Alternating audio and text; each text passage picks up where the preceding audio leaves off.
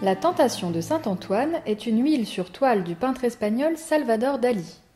Elle date de 1946 et se trouve au Musée royal des Beaux-Arts de Belgique à Bruxelles. Avant de vous plonger dans cette œuvre, il est important de la resituer dans son contexte, celui du mouvement surréaliste, qui a bouleversé les codes de l'histoire de l'art dans les années 1920 et 1930. À une époque où l'on prône un retour à la figuration classique, les artistes surréalistes apparaissent comme révolutionnaires. Ils renversent la tradition picturale au profit d'une imagerie singulière qui renvoie notamment aux peintures étranges et visionnaires de Jérôme Bosch, Arcimboldo ou Gustave Moreau. Le premier manifeste du surréalisme, publié en 1924 par l'écrivain et poète André Breton, en donne la définition suivante. Dictée de la pensée, en l'absence de tout contrôle exercé par la raison, et en dehors de toute préoccupation esthétique et morale. En somme, le surréalisme cherche à dépasser la toute-puissance rationnelle en favorisant l'automatisme de la pensée. C'est donc un art psychanalytique qui se réfère aux théories freudiennes et revendique la mise en valeur des pulsions refoulées et de tout ce qui est réprimé par la société, comme l'étrange, l'érotique ou le repoussant. Symbolistes et subjectives, les créations surréalistes offrent une vision du monde surgie de l'inconscient. Elles reflètent les sentiments personnels et les images mentales de l'artiste. Venons-en désormais à l'auteur de la toile que vous observez. Dalí intègre le groupe des surréalistes en 1929. Il se consacre à une peinture métaphorique, énigmatique et troublante, en accord avec sa personnalité extravagante et provocatrice.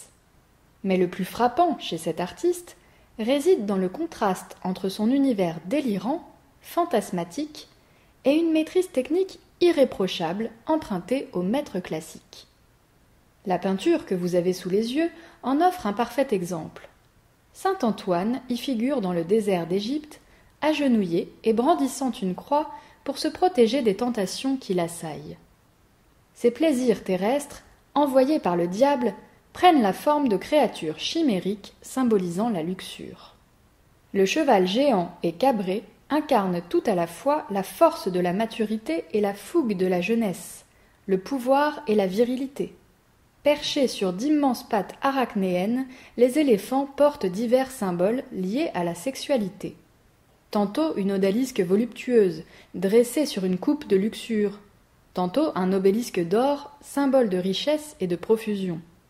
Un peu plus loin, on perçoit un buste de femme nue, prisonnière d'une maison dorée, surmontée des trompettes de la renommée. À l'arrière-plan, un monolithe phallique perce les nuages, créant une passerelle entre plaisir terrestre et spiritualité.